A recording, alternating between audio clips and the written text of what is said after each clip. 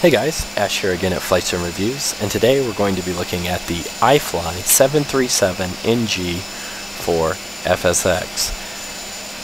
This is IFLY's newest aircraft, actually their first payware aircraft that they've released into FSX. It's really their first foray into this payware world. So anyways, let's get started. Let's go ahead and look at the external model. The external model proportionally and the wireframe geometry of it looks really good. It's very smooth. It's very proportioned correctly. Sometimes the proportions seem off on some of these aircraft. It seems like it's proportioned pretty well for the actual aircraft. They do have the winglets. Those are selectable on and off depending on which aircraft you're flying.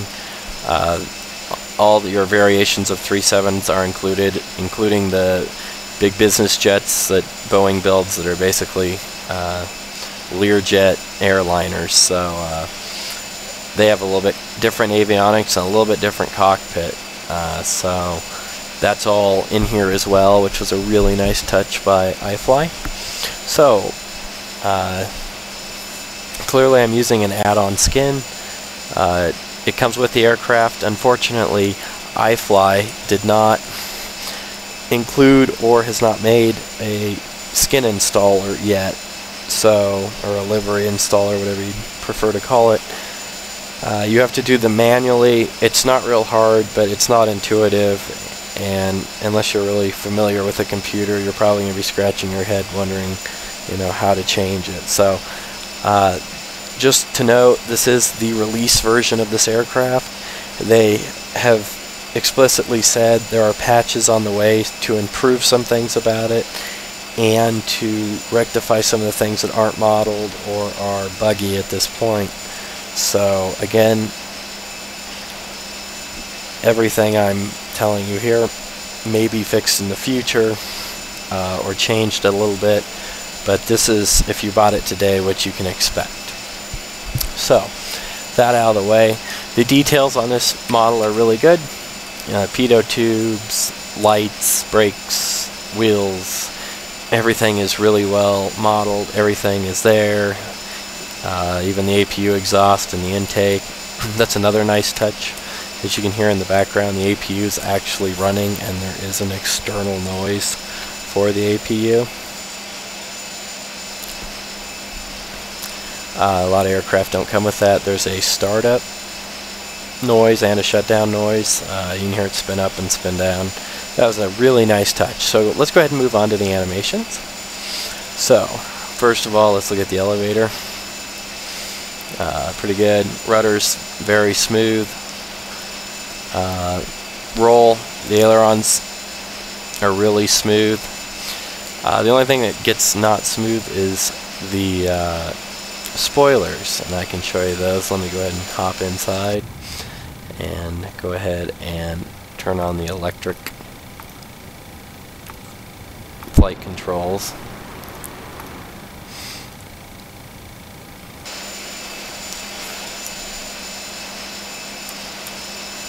And as you can see, unfortunately, they're a little sticky. They're not bad, but you can tell they're not as smooth as the flaps. It's kind of really shown when you activate the spoilers. They seem to be a little sticky, but nothing bad. Not a knock against the product, just they could have been a little smoother. And I'll go ahead and show you the flap extension to 40 degrees. It's kind of left me confused. The spoiler animation is a little sticky. Also, I'd like to note the landing gear animation is not awful, but it's not that great. It is really sticky. I mean, I don't know. I'm sorry if that's not the correct phrase. It's just not very smooth.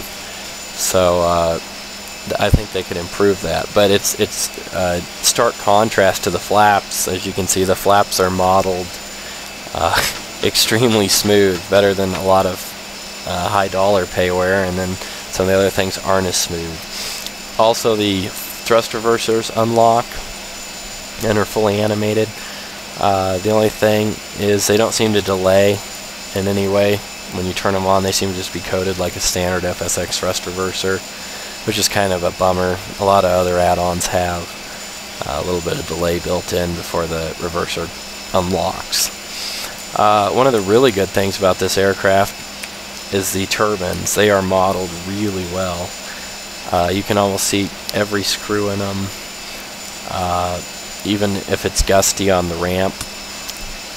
You can see the fans freewheel a little bit, so that's actually a really nice touch. You can see the brake lines coming down, the gear door, all that is there. It's just that the landing gear is a little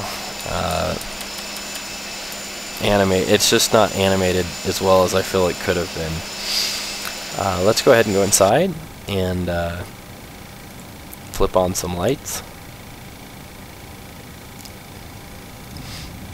That's one you're going to hear me complain about that probably more than once during this review. But the click spots in this cockpit are not good. They're not horrendous. They are not good. There are a lot of things you can't get out unless you had a track IR. If you want to stay in the left seat, there's a lot of things you have to get over in the first officer's seat, especially in this area. I don't know how many times I've gone to start the left engine and either hit the ignition switch to select my igniter, or I've hit the APU and turned it back off. It's just nearly impossible to get the function you're looking for. I hope they improve that with a patch. That is one of the shortcomings of this add-on. So let's go ahead and flip on the landing lights. Here's your runway turn-off lights. They are not modeled currently. The switch works, but nothing happens outside. So that may be added later, it may not. Taxi light works. Logo, position, anti-collision, wing, and panel. The panel lights also, I'll get into that more when we're doing a cockpit review, but there is only one setup for the night lighting in this aircraft. You cannot turn on certain lights. You can't like turn on your floodlight on your glare shield and turn off your dome light in the cockpit. It's all on one, and that's unfortunate. I think they're working on it. It was one of the things they couldn't get done before they wanted to release it, but again, I'm reviewing this the way it was released, so if it doesn't work, I'm going to tell you about it. So there's your lights. You have your nav lights on the wingtips, red and green. Anti-collision lights. The beacons are functional. It does seem from different views that the actual light isn't on the actual beacon itself. You can see it's a little offset there, so not sure if it's something with my PC or if that's just the way it is. Landing lights, inboard and belly, are there, and your taxi light on your nose wheel. Also, a nice thing they did animate is that the landing lights do fold up when they're shut off, which is accurate to the real 37 next generation. So I hope that's giving you a good look at the exterior of this aircraft. Next we'll be checking out this interior and just giving you a good overview of what it looks like and the animations that are included. And I hope you enjoyed this, and I hope you stay tuned for more flight sim reviews. Thanks again.